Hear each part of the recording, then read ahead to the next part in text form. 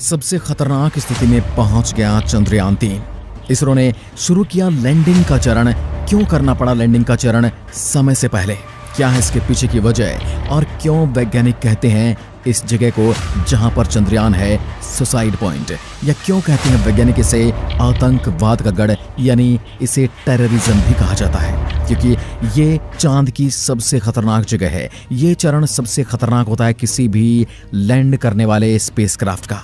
दोस्तों, इस समय चंद्रयान-3 की सबसे बड़ी खबर सामने आई है। चंद्रयान-3 पर इसरो के वैज्ञानिक लगातार अपनी नजरें टिकाए हुए हैं, क्योंकि अब इसरो अपना प्लान बी शुरू करने वाला है, जिसमें उसे सबसे कठिन पड़ाव को पार करना है। अब चंद्रयान-3 को 800 किलोमीटर की ऊंचाई से वर्टिकल लैंडिंग करवाई जाएगी। पहले वर्टिकल लैंडिंग 100 किलोमीटर की ऊंचाई से करवाई जानी थी, लेकिन अब इसरो 800 किलोमीटर की ऊंचाई से करने जा रहा है। इस बीच वैज्ञानिक कई ऑर्बिट्स स्किप करने वाले हैं, यानी चांद की तरफ जब चंद्रयान-3 घूम घूम कर आगे बढ़ रहा था, अब वो बिल्कुल सीधा चांद की ओर बढ़ेगा। आइए जानते हैं चंद्रयान की लैंडिंग के समय क्या गति रहने वाली है। साथ ही आपको बता दें कि लूना 25 अब स्पेस रेस में चंद्रयान-3 को टक्कर देने जा रहा है।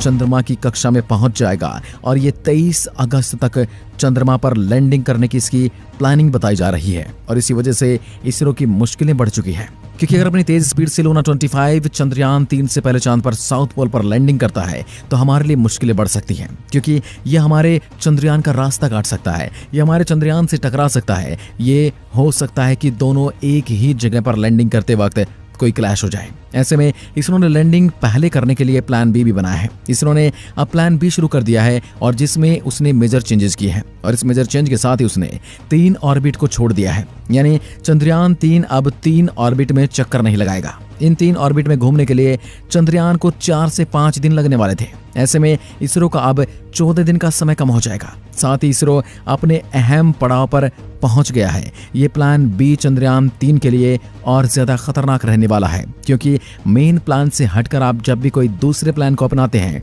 तो निश्चित रूप से प्लान ए से खतरनाक ही होता है। लेकिन इसे किसी इमरजेंसी सिचुएशन में ही किया जाता है। अपने रास्ते को बदलने की वजह से अब इसरो चंद्रयान को 800 किलोमीटर की ऊंचाई से वर्टिकल लैंडिंग करवाने वाला है। इस पर इसरो ने अपना काम शुरू कर दिया, और इसमें इसरो ने जिस टेक्नोलॉजी का प्रयोग किया उसे देखकर पूरी दुनिया हैरान रह गई है। रूस भी सकते में आ गया कि ये तो हमने सोचा ही नहीं था। अब 800 किलोमीटर की ऊंचाई से लैंडिंग के दौरान चंद्रयान-3 की स्पीड थोड़ी भी ऊपर नीचे होती है तो कहीं ना कहीं ये क्रैश लैंड कर सकता है, क्योंकि 800 किलोमीटर की ऊंचाई से वर्टिकल लैंडिंग सबसे मुश्किल काम है। यह आज तक किसी भी ग्रह या चंद्रमा पर किसी ने नहीं किया है, इसलिए ये सबसे खतरनाक स्टेज है। और वर्टिकल लैंडिंग में कमांड देने के साथ साथ इसमें कंट्रोल बहुत कम होता है। ऐसे में अगर चंद्रयान-3 दाएं या बाएं झुक जाता है तो उस दरमियान ये हाल होता है कि चंद्रयान वर्टिकल लैंडिंग नहीं कर सकता है। लेकिन इसरो ने इसका भी तोड़ निकाल लिया है। इसरो का कहना है कि वो 800 किलोमीटर से वर्टिकल लैंडिंग कर रहे हैं, लेकिन चंद्रयान-3 को 100 किलोमीटर की कक्षा में जाने से पहले ही इस पर फिर से रोक देंगे। यानी 800 किलोमीटर से 100 किलोमीटर की कक्षा तक वर्टिकल लैंडिंग होगी, जिससे फिर रोक दिया जाएगा और चंद्रयान को एक बार फिर से ऑर्बिट करवाया जाएगा। ऐसा करने के पीछे की सबसे बड़ी वजह यह है दोस्तों कि लूना 25 बहुत ही तेजी से आगे बढ़ रहा है, और उसने धरती के 2 ऑर्बिट को स्किप कर दिया है, और वो धरती से कई लाख किलोमीटर की दूरी पर पहुंच गया है। इसकी स्पीड देखकर इसरो घबरा गया है। अगर उसका यही हाल रहा तो हो सकता है कि चंद्रमा के ऑर्बिट को भी स्किप करेगा, और अगर रूस ऐसा करता है तो उसके 5 से 6 दिन और कम हो जाएंगे, और लूना 25 और भी जल्दी लैंडिंग कर सकता है। अब इसरो ने भी वर्टिकल लैंडिंग को इसलिए चुना है क्योंकि इससे चंद्रयान इतनी जल्दी पहुंच जाएगा कि उसे 100 किलोमीटर की रेस से उसे चंद्रमा की सतह पर लैंडिंग करने में केवल 1 घंटे का समय लगने वाला है। इसलिए इसरो ने वर्टिकल लैंडिंग का प्लान बी बनाया है। इसरो का कहना है अगर रूस हमारे साथ आ भी जाता है तो हम उससे ठीक 1 घंटे पहले लैंडिंग कर देंगे। अभी वो वर्टिकल लैंडिंग 100 किलोमीटर की कक्षा के नीचे नहीं ले जा रहे, क्योंकि 100 किलोमीटर की कक्षा में ऑर्बिट करते हुए 3 से 4 ऑर्बिट किए जाएंगे, और इन ऑर्बिट करने की वजह से इसरो को चंद्रमा की सतह बेहद करीब होने की कई जानकारियां मिल सकती हैं। और कई और भी जानकारियां जुटाने के लिए इसरो यहां तक पहुंचा है, लेकिन वह अपने मेन उद्देश्य से नहीं भटकेगा। इसलिए चंद्रमा की 100 किलोमीटर वाली कक्षा के पहले 3 से 4 ऑर्बिट किए जाएंगे, और फिर उसके डार्क साइड की कई चीजों से चंद्रयान-3 लाभ उठाने वाला है। इसलिए इसरो इसकी लैंडिंग जल्दी नहीं करेगा।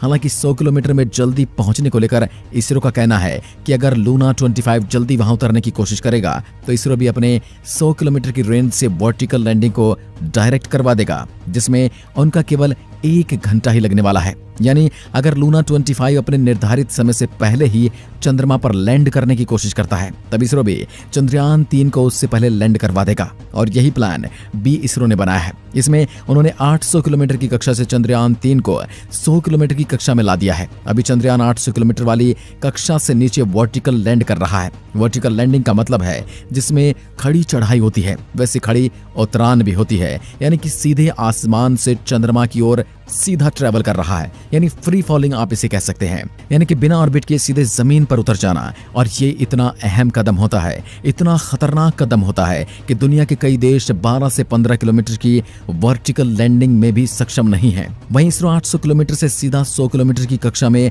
वर्टिकल लैंडिंग करा रहा है, यानी कि गोल गोल घूमकर जो चांद के करीब आने वाला था उसे सीधे चांद के करीब लाया जा रहा है। अगले कुछ घंटे इसरो के लिए बहुत ज्यादा टेंशन वाले होने वाले हैं। इसी टेक्नोलॉजी को लेकर इसरो ने पूरी दुनिया को अब तक कुछ नहीं बताया था। हालांकि इसरो ने इतना बता दिया था कि अगर हमारे सारे मिशन, हमारे सारे सेंसर्स फेल हो जाते हैं तो इसमें चंद्रयान का संपर्क टूट जाएगा, तभी चंद्रयान 3 चंद्रमा की सतह पर सफलतापूर्वक लैंड कर सकता है। इस बात को सुनकर दूसरे सभी देशों में खलबली मच गई थी कि आखिर इसरो ने ऐसा क्या कर रखा है जो इसरो से संपर्क टूट जाने के बाद भी चंद्रयान 3 सफल लैंडिंग करेगा, सेफ लैंडिंग करेगा और अपने काम को बखूबी अंजाम देगा। तो यही वो टेक्नोलॉजी है जिसमें चंद्रयान 3 को 800 किलोमीटर से सीधा 100 किलोमीटर की कक्षा में उतारा जाएगा और फिर से बंद कर दिया जाएगा। और यहाँ वह तब तक ऑर्बिट करेगा जब तक उसकी जानकारियां पूरी नहीं हो जाती। हालांकि अब हमने लैंडिंग पॉइंट को पिन पॉइंट कर दिया है। लेकिन सबसे बड़ा खतरा जो सामने आया वो लैंडिंग वाली जगह की कुछ ही दूरी पर एक बड़ा क्रेटर बना हुआ है और ये क्रेटर कई बार 50 से 100 फीट की गहराई में भी होते हैं। अगर ये इतनी गहराई में होते हैं तो किसी भी मिशन की लैंडिंग में नुकसान पहुंचा सकते हैं। अब चंद्रयान 3 जिस स्पीड और टेक्नोलॉजी से आगे बढ़ रहा है उसका मुकाबला कोई देश या कोई टेक्नोलॉजी नहीं कर सकती। रही बात लूना 25 की, तो हमारे चंद्रयान 3 के करीब भी नहीं पहुंच पाएगा, क्योंकि अगर लूना 25 पहले चंद्रमा तक पहुंचने की कोशिश करता है तो उससे पहले ही हम अपना चंद्रयान 3 चंद्रमा की सतह पर उतार देंगे। तो लूना 25 से फिलहाल हमें कोई खतरा नहीं है और न वो हमारा मुकाबला कर रहा है और न ही वो हमारा मुकाबला कर पाएगा। तो दोस्तों, क्या आप भी चाहते हैं कि चंद्रमा के साउथ पोल पर उतरने वाला भारत पहला देश होना चाहिए? यदि हाँ तो कमेंट में लिखकर जरूर बताइएगा। एक बार फिर मिलते हैं, तब तक के लिए नमस्कार, जय हिंद, जय भारत।